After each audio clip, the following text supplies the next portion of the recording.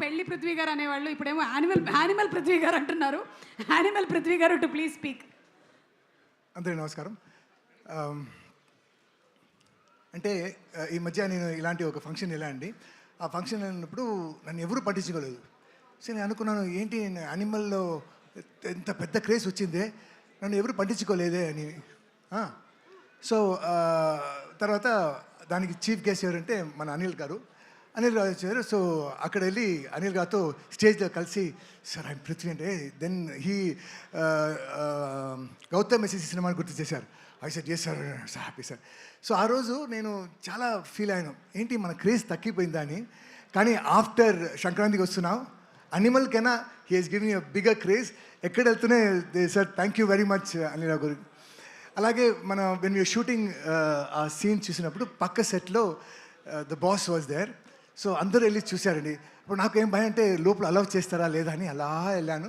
Sir రండి sir, ఒక సైడ్లో కూర్చుంటే బాస్ వాజ్ టాకింగ్. అలా చూసి పృథ్వీ రా అన్నారు.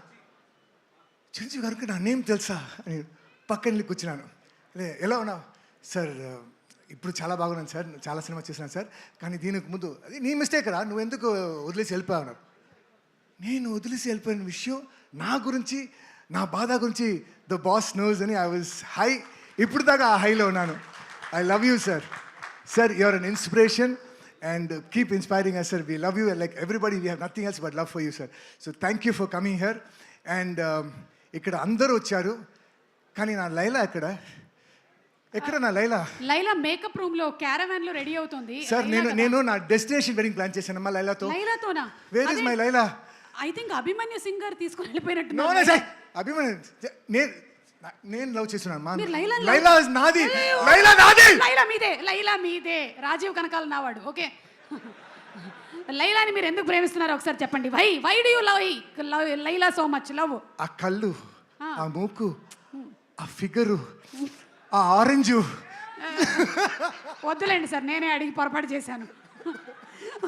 ఓకే, సో మీ లైలా మీకు దక్కాలని మేము మనస్ఫూర్తిగా కోరుకుంటూ ఉన్నామండి. February 14th Valentine's day.